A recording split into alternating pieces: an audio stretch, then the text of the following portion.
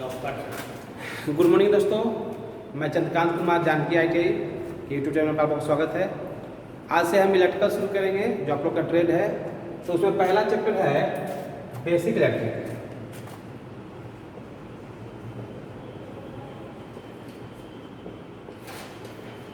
Basic electricity, इसका हिंदी होता है प्रारंभिक विद्युत। ठीक, यहाँ से हम लोग का इलेक्ट्रिकल चैप्टर शुरू होता है।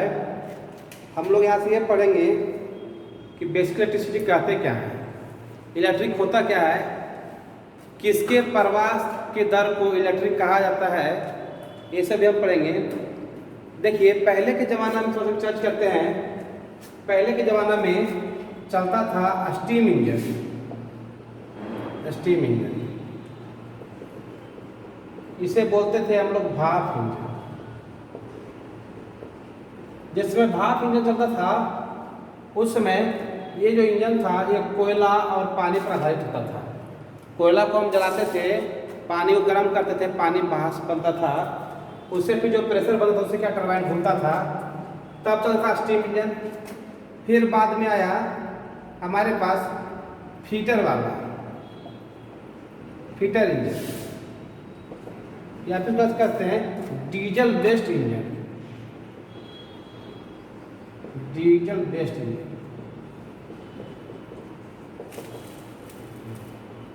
पहले था स्टीम इंजन, फिर आया फीटर वाला इंजन, मतलब कि diesel based engine. Steam engine में क्या था, ये इंजन में टॉर्क का मान ज़्यादा था।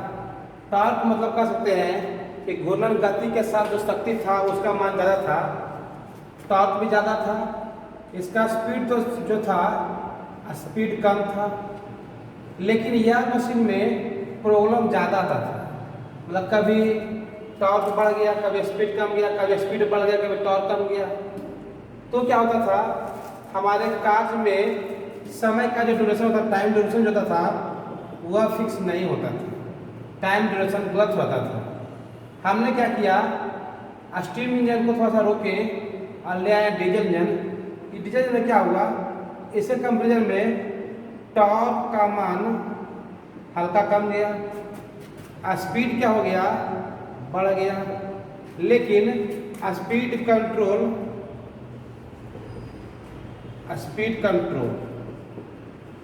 का जो मेथड था वो थोड़ा सा मुश्किल हो गया। मतलब स्पीड कंट्रोल क्या हो गया, थोड़ा सा मुश्किल हो गया। हमने फिर क्या किया, लाए जाकर के इलेक्ट्रिक इंजन।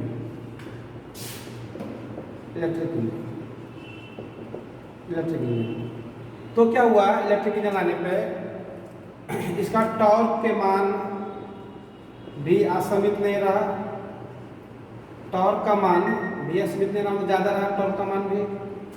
स्पीड भी क्या हुआ, स्पीड इसका ज़्यादा भी कर सकते हैं, कम भी कर सकते हैं। मतलब गति नियंत्रण, स्पीड कंट्रोल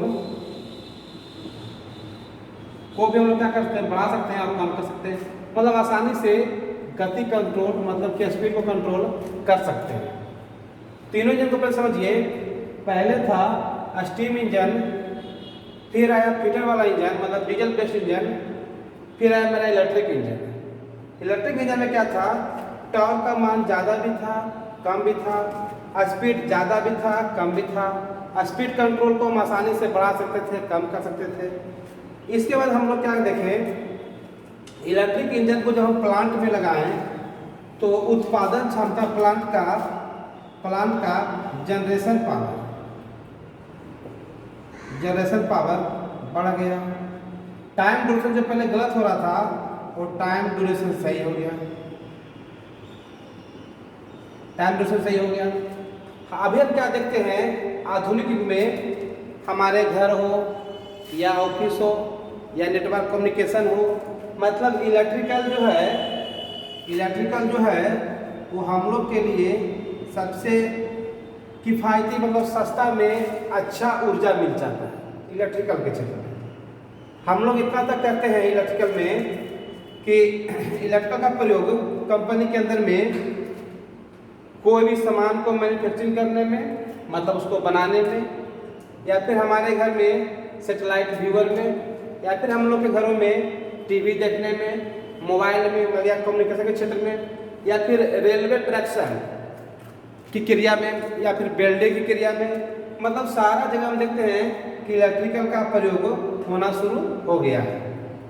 अब स्टीम इंजन और फीटर वाला मतलब डीजल बेस्ड इंजन को धीरे धीरे हटाया जा रहा है और सभी जगह इलेक्ट्रिकल को लाया जा रहा है।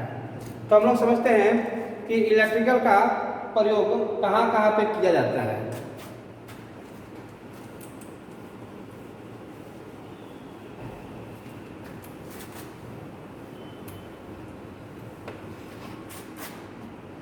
इलेक्ट्रिकल का प्रयोग, इलेक्ट्रिक एनर्जी का प्रयोग जो है हमारे प्लांट के अंदर में, या फिर कंपनी के अंदर में, हमारे कम्युनिकेशन के क्षेत्र में, या फिर हम लोग का वेल्डिंग वाले कार्य में, या फिर इलेक्ट्रिक ट्रैक्शन,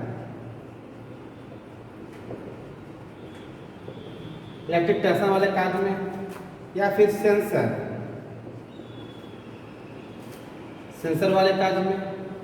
ये सब जो कार्य होते हैं, या फिर लोग कह सकते हैं बहुत जगह, या फिर मैकेनिकल मतलब मोटर के क्षेत्र में, मशीन के क्षेत्र में, मोटर मैकेनिकल क्षेत्र में, ये सब सभी क्षेत्र में इलेक्ट्रिकल का प्रयोग आजकल बढ़ गया है। क्यों बढ़ गया है? कम लागत में अधिक ऊर्जा मिल जाता है, इससे वायु प्रदूषण कम होता है, इसका रख रखाव आसान होता है, इसके मशीन मतलब इलेक्ट्रिकल बेस्ड मशीन में फॉल्ट कम होता है, त्रुटि कम होती है, इसके अंदर में मौजूद फॉल्ट को हम आसानी से ढूंढ सकते हैं।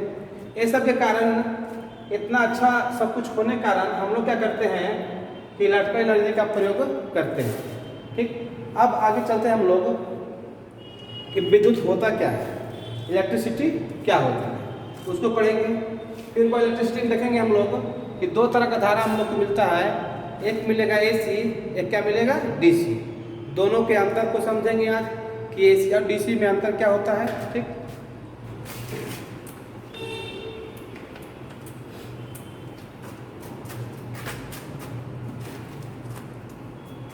इलेक्ट्रिसिटी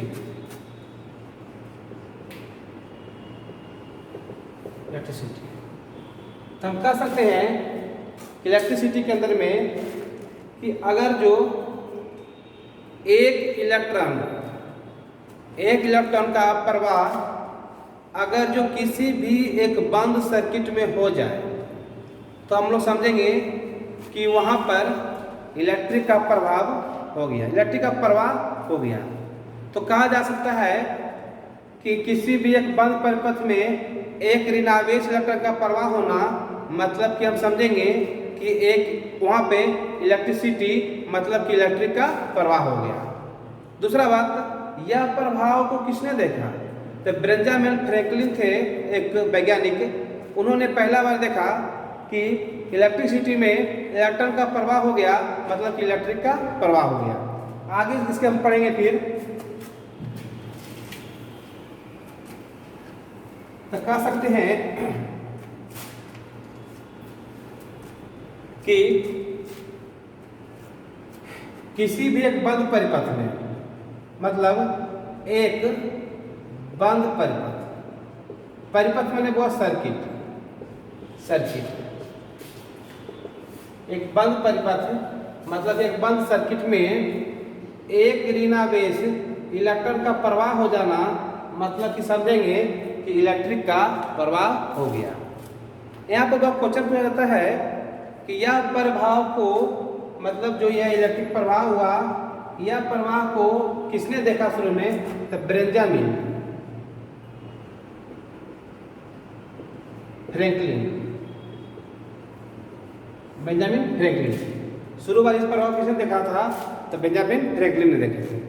कहा जाता है कि जिस तरह से हमारे पास पानी होता है, सेम उसी तरह से इलेक्ट्रिक भी होता है। जिस तरह से पानी होता है सेम उसी तरह से इलेक्ट्रिक भी होता है।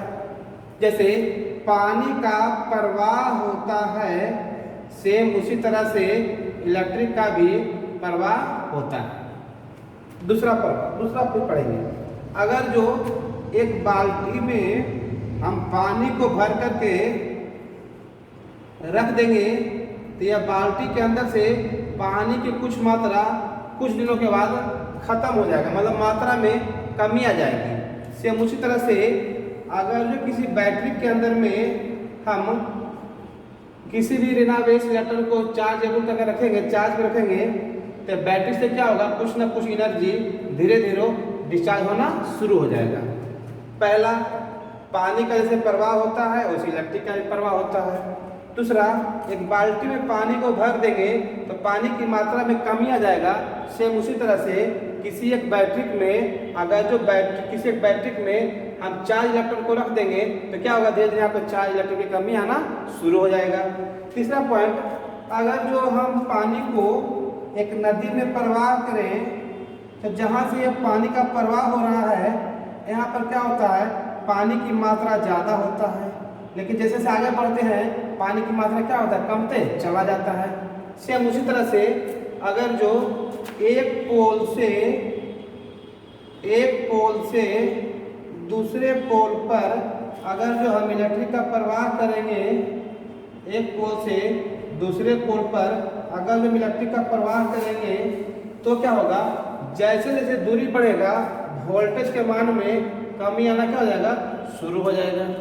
सेम उसी तरह से नदी में पानी बहता है तो जहाँ पर पानी को शुरू बार गिर रहा है वहाँ पर पानी की मात्रा ज़्यादा होता है, धीरे धीरे क्या होता है, कमता जाता है।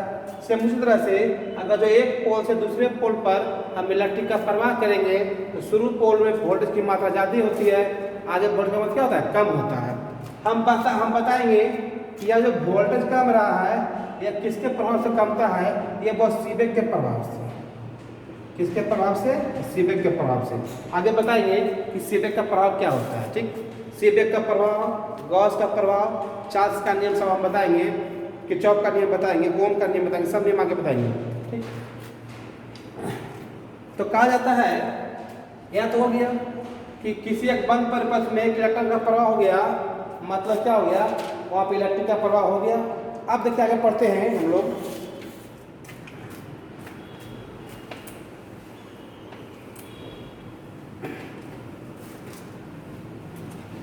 आगे चला जाए।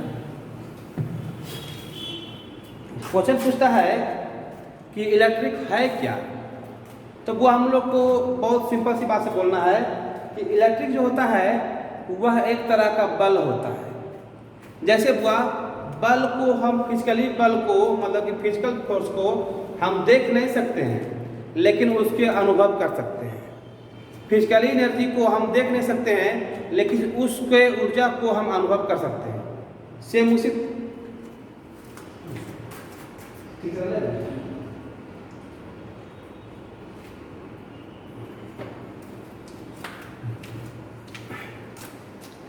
तरह से इलेक्ट्रिकल का जो बल है उसे देख नहीं सकते हैं, इसके ऊर्जा को देख नहीं सकते हैं, लेकिन हम इसके मान को अनुभव कर सकते हैं। ठीक, आगे चला जाता है।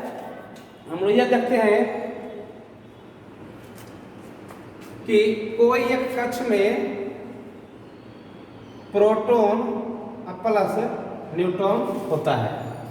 कोई भी एक कक्ष हो जिसमें प्रोटॉन और न्यूट्रॉन होता है, लेकिन इसके बाहरी कक्ष में इलेक्ट्रॉन जो है वह ऋणावेश चार्ज के साथ चक्कर लगाते रहता है। तो इसमें वो बोलेगा कि सबसे हल्का कम द्रव्यमान किसका है, तो इसका है इलेक्ट्रॉन का, तभी तो हल्का होने के कारण घूम रहा है। तो पूछेगा वो आवेश का बात करेगा तो बोलेंगे इसका आवेश होता है माइनस में 1.602 गुणा 10 के पावर माइनस 19 कूलम। यह प्रोटॉन का जो होता है इसका होता है 1.602 गुणे 10 के पावर माइनस 19 कूलम। यह जो होता है वह नो चार्ज इसके ऊपर कोई चार्ज नहीं होता है। मतलब इलेक्ट्रॉन के ऊपर में चार्ज हो गया माइनस में 1.602 × 10⁻⁻⁰ कूलम्ब, प्रोटॉन पे हो गया 1.602 × 10⁻⁻⁰ कूलम्ब, और न्यूट्रॉन पे हो गया नो चार्ज। मतलब कि जो मेरा न्यूट्रॉन होता है इसका कोई चार्ज नहीं होता है। ठीक, आगे हम बात करेंगे द्रव्यमान का। तो इलेक्ट्रॉन का जो द्रव्यमान होता है वो होता है 9.0 गुने 10⁻⁻11 kg। और द्रव्यमान को हम लोग kg में लेते हैं। इलेक्ट्रॉन का जो त्रिज्या होता है r जो होता है वो होता है 1.9 गुने 10⁻⁻15 मीटर। इलेक्ट्रॉन का जो आवेश हो गया चार्ज हो गया माइनस में 1.602 × 10⁻⁻⁰ कूलम्ब, द्रव्यमान हो गया 9.0 × 10⁻⁻11 kg, त्रिज्या रेडियस जो हो गया 1.9 × 10⁻⁻15 मीटर। न्यूट्रॉन जो हो गया जो नो चार्ज, कोई चार्ज नहीं होता है। प्रोटॉन जो होता है इसके ऊपर जो चार्ज का मान होता है मतलब क्यूब का जो मान होता है वह 1.602 × 10⁻⁻⁰ कूलम्ब। अब यहाँ पे हम लोग पढ़ते हैं कि इलेक्ट्रॉन का खोज, इलेक्ट्रॉन की खोज क्या था? J Thomson.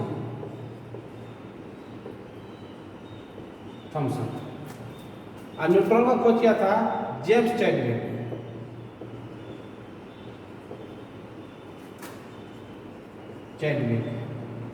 और प्रोटॉन का खोज क्या था?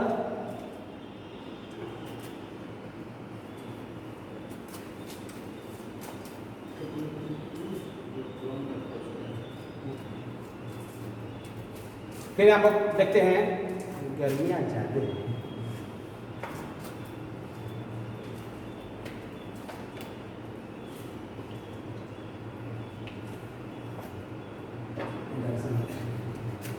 अब प्रोटॉन का खोज क्या था? एंडरसन ने, जेम्स एंडरसन ने है। तब इलेक्ट्रॉन का हो गया जे थॉमसन, और न्यूट्रॉन का हो गया जेम्स चैडविक, और प्रोटॉन का हो गया जेम्स एंडरसन। यहाँ पर वो हम लोग देखते हैं फिर क्या,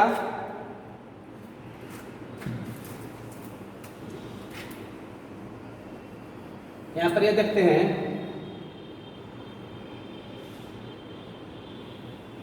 केमिस्ट्री में पढ़ा जाता है जिसके ऊपर ऋणावेश होता है उसके ऊपर इलेक्ट्रॉन का मान ज़्यादा होता है।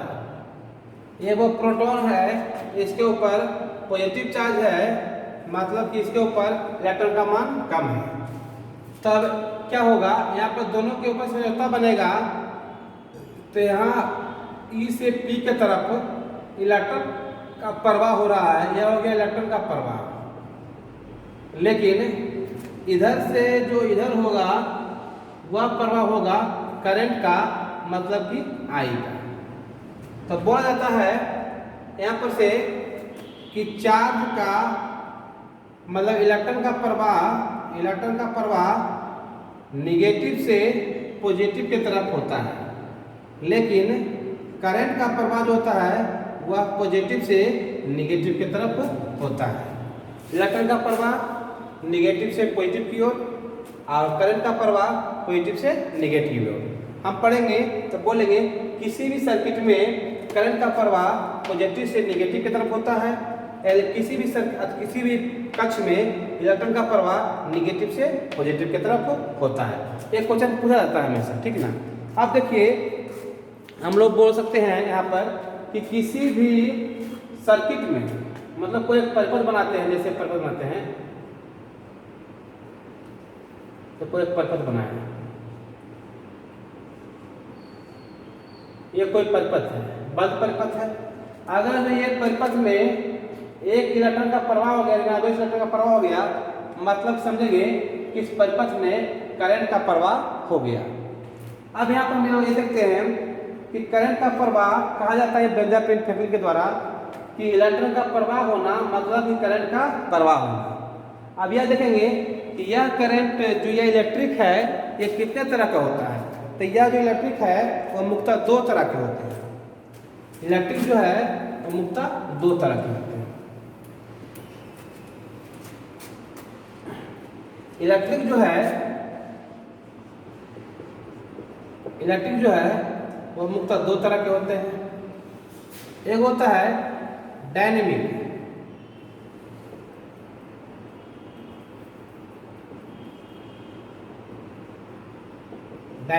इलेक्ट्रिक, एक होता है स्टैटिक इलेक्ट्रिक।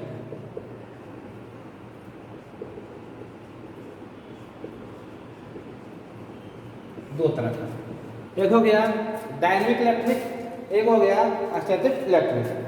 स्टैटिक इलेक्ट्रिक मतलब अस्थिर विद्युत, और डायनेमिक मतलब गतिशील विद्युत।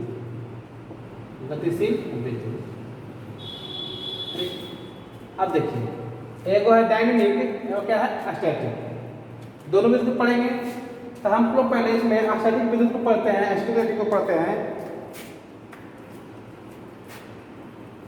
स्टैटिक इलेक्ट्रिक को पढ़ते हैं।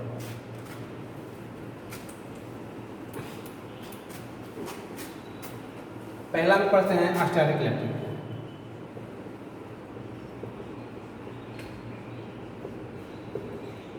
मतलब कि अस्थिर विद्युत।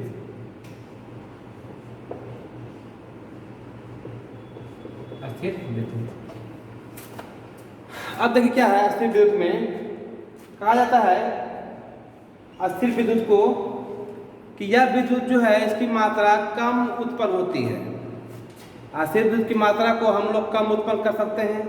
दूसरा पॉइंट, इसे एक स्थान से दूसरे स्थान तक नहीं पहुंचाया जा सकता है। ठीक, अगला क्या होता है, यह आवेश मतलब चार्ज के रूप में होता है, इसका उत्पन्न प्रचुर मात्रा में किया नहीं जा सकता है। तो कहने का मतलब कि स्थिर विद्युत जो उत्पन्न करेंगे इसके ऊपर वोल्टेज का मात्रा कम रहेगा, करंट का मान कम रहेगा, चार्ज का मान कम रहेगा। ये सब सभी कुछ जो यूनिट हैं इलेक्ट्रिक यूनिट, इसका मान कम रहता है। तो इसका मान कम रहेगा मतलब कह सकते हैं कि इसे हम लोग प्रचुर मात्रा में उत्पन्न करने वाले नहीं हैं। अब देखिए क्वेश्चन पूछता है कि स्थिर विद्युत को हम लोग कैसे उत्पन्न करते हैं, तो समझिएगा। इसमें बहुत सारा विधि होता है। पहला विधि है बिल्ली के खाल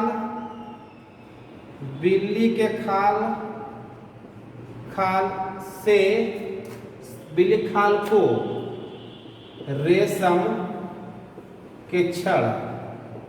रेशम के छड़ को रगड़ मारने पर देखिए, एक है बिल्ली की खाल, एक है रेशम की छड़। दोनों को रगड़ मार देंगे तो क्या होगा, एक ऋणावेश इलेक्ट्रॉन का प्रवाह होना शुरू हो जाएगा। फिर से बिल्ली के खाल को रेशम के छड़ से अगर रगड़ मार देंगे तो क्या होगा, एक ऋणावेश इलेक्ट्रॉन का प्रवाह होना शुरू हो जाएगा। तो यहाँ पे क्वेश्चन पूछता है कि कौन पॉजिटिव होता है और कौन नेगेटिव होता है। तो बिल्ली का खाल पॉजिटिव हो गया, रेशम का छड़ क्या हो गया, नेगेटिव हो गया। दूसरा में बोलता है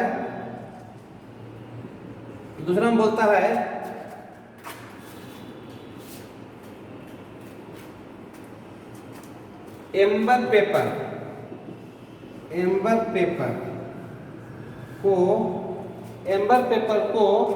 को चमड़े से रगड़ मारने पर क्या होता है, एक ऋणावेश इलेक्ट्रॉन का प्रवाह होना शुरू होता है। उसमें क्या होगा, यह जो एम्बर पेपर है यह पॉजिटिव हो गया और चमड़ा जो है वो क्या हो गया, नेगेटिव हो गया। यह पॉजिटिव हो गया और क्या हो गया, तो नेगेटिव हो गया। ठीक, आगे चला जाए। यहाँ पर एक पॉइंट आता है कि समान चार्ज क्या करेंगे और दो असमान चार्ज क्या करेंगे, वो भी समझिएगा। देखिए, हम लोग के पास जो चार्ज है वह है पॉजिटिव और क्या है, नेगेटिव। दोनों चार्ज जो है, एक है पॉजिटिव एक क्या है, नेगेटिव। देखिए, दो चार्ज है, एक पॉजिटिव चार्ज है, एक चार्ज क्या है, नेगेटिव। अगर जो पॉजिटिव पॉजिटिव दो चार्ज रहेगा तो एक दूसरे को विकर्षित करता है, मतलब बाहर की ओर ढकेलता है। लेकिन एक पॉजिटिव रहेगा एक नेगेटिव रहेगा तो क्या करेगा, दोनों चार्ज एक दूसरे को आकर्षित करेंगे। फिर से दो पॉजिटिव चार्ज मतलब दो एक ही प्रकार के चार्ज एक दूसरे को विकर्षित करते हैं, दो अलग अलग चार्ज एक दूसरे को आकर्षित करते हैं। तो क्वेश्चन पूछा जाता है कि दो समान चार्ज के बीच में क्या होगा, तो विकर्षण क्रिया होगा। दो असमान चार्ज के बीच में क्या होगा, तो आकर्षण क्रिया उत्पन्न होती है। फिर इसके बाद हम पढ़ते हैं गतिशील विद्युत। अभी टाइम है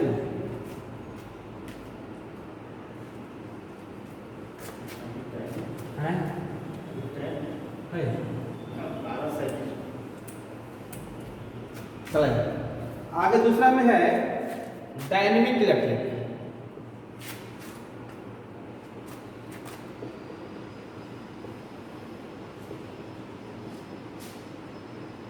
मतलब गतिशील विद्युत। डायनेमिक इलेक्ट्रिक मतलब गतिशील विद्युत। विद्युत दो प्रकार के हैं, एक है स्टैटिक, एक क्या है, डायनेमिक। एक स्टैटिक मतलब स्थिर विद्युत है, एक है डायनेमिक मतलब गतिशील विद्युत है। ठीक, अगला तरफ है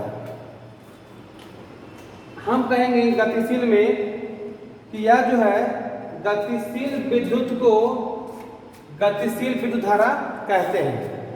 इसका उत्पादन जो है वह हम लोग बहुत तरीके से करते हैं। ठीक, तो गतिशील विद्युत का उत्पादन जो है हम लोग करते हैं ईएमएफ के द्वारा भी करते हैं, मतलब प्रक्रिया होती है ईएमएफ और एमएमएफ, ये दो प्रक्रिया होती है जिसके द्वारा क्या होता है, गतिशील विद्युत उत्पन्न होता है। जैसे पहला करेंगे हम लोग बैटरी या फिर सोलर सेल, बैटरी या सोलर सेल के द्वारा, या फिर करेंगे हम लोग उत्पन्न मैग्नेटिक चुंबक के द्वारा, हम लोग करेंगे ऊष्मा के द्वारा,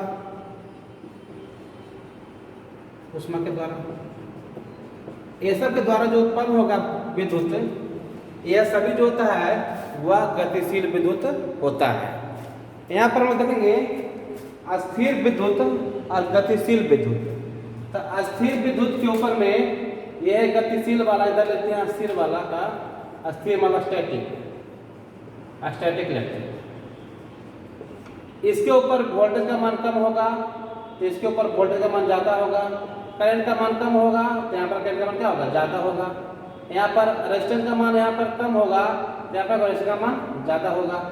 यहाँ पर चार्ज का मान कम होगा, यहाँ पर चार्ज का मान क्या होगा, ज़्यादा होगा। कहने का मतलब कि स्टैटिक से सभी भौतिक राशि डायनेमिक में क्या होगा, ज़्यादा होगा।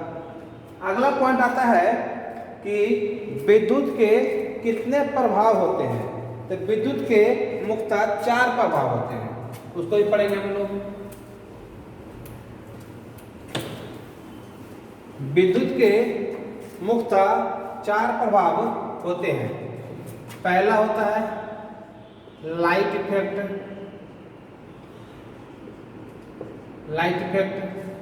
दूसरा होता है, पहला हो गया लाइट इफेक्ट, दूसरा हो गया थर्मल इफेक्ट, तीसरा हो गया मैग्नेटिक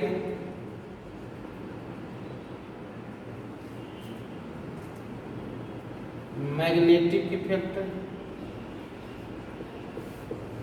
चौथा हो गया हम लोग का केमिकल इफेक्ट,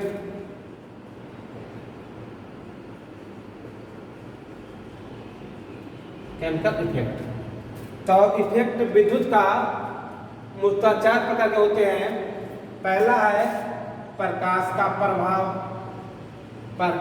प्रभाव, दूसरा में है तापीय प्रभाव,